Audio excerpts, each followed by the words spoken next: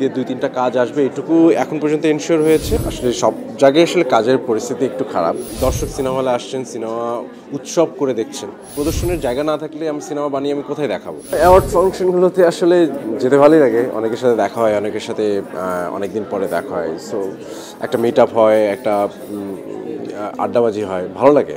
আসলে সব জায়গায় আসলে কাজের পরিস্থিতি একটু খারাপ বিকজ অফ দেশের পরিস্থিতি, আমাদের পলিটিক্যাল সিচুয়েশন। আই থিঙ্ক একটা গভর্নমেন্ট রানিং হলে, প্রপারলি রানিং হলে এই সিচুয়েশনগুলো হয়তো নর্মাল হতে থাকবে।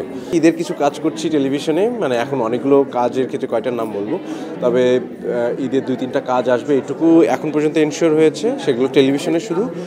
আর ঈদের পরে কিছু সিনেমার কথা চলছে, প্রসেস চলছে, যদি কন্ট্যাক্ট হয় দেন ওগুলোর ইনফরমেশন দিতে পারবো, আদারওয়াইজ আগে কিছু জানাতে চাই না যতক্ষণ না পর্যন্ত কনফার্মেশন পাচ্ছি।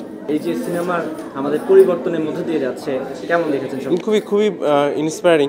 মানে দর্শক সিনেমা হলে আসছেন, সিনেমা উৎসব করে দেখছেন। আমরা চাই যে উৎসব ছাড়াও সিনেমা যখন রিলিজ পাবে দর্শক এইভাবেই হুমড়ি খেয়ে সিনেমা হলে আসবেন, এবং আমাদের সিনেমার জন্য এটা খুবই ভালো খবর।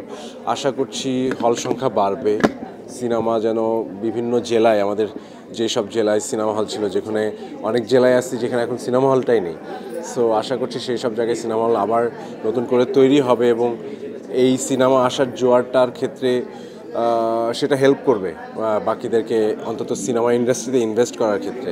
ওয়ালটন আবারও মিলিনিয়ার অফারে ওয়ালটন ফ্রিজ কিনে আপনিও হয়ে যেতে পারেন মিলিয়নিয়ার। 2 ঈদ কেন্দ্রিক কিন্তু সিনেমা মুক্তি পাচ্ছে, বলা হচ্ছে সিনেমা মুক্তির ব্যাপারটাও কমে গেছে এবং আমাদের ইন্ডাস্ট্রি শাকিব খানের উপর ডিপেন্ডেবল হয়ে গেছে। আমরা সবাই জানি যে কেন 2 ঈদ কেন্দ্রিক হচ্ছে, বিকজ অফ আমাদের সিনেমা হল সংখ্যা নেই। প্রদর্শনের জায়গা না থাকলে আমি সিনেমা বানিয়ে আমি কোথায় দেখাবো? আবার সিনেমা না থাকলে, সারা বছর সিনেমা না হলে প্রদর্শন কোথায় করবে? মানে কেমন প্রদর্শনী, যারা প্রদর্শনের দায়িত্বে আছেন, ডিস্ট্রিবিউশনের দায়িত্বে আছেন, তাদের সিনেমা হলে যদি সারা বছর আমরা সিনেমা প্রডিউস করতে না পারি, সিনেমা না দিতে পারি, তো তারা কেন বিজনেসটা কন্টিনিউ করবেন? এটা ভাইস ভার্সা, সবাইকে একসঙ্গে এসে এই কাজটা কোলাবোরেশন করতে হবে। এককভাবে আমি সিনেমা বানিয়ে গেলাম আর সিনেমা হল হলো না, তাহলে প্রযোজক ইনভেস্ট করবে না। আবার সিনেমা হল হলো কিন্তু সারা বছর আমরা সিনেমা শুধু ঈদকেন্দ্রিক করলাম, সেটাও আসলে এটা কোনো বিজনেস পলিসি হয় না। একটা তো প্রবলেম সলভ হচ্ছে যে অন্তত সিনেমা কিছুটা হলেও আসছে এবং দর্শক সিনেমা দেখার আগ্রহ দেখাচ্ছেন, সেইটা খুবই খুশির খবর।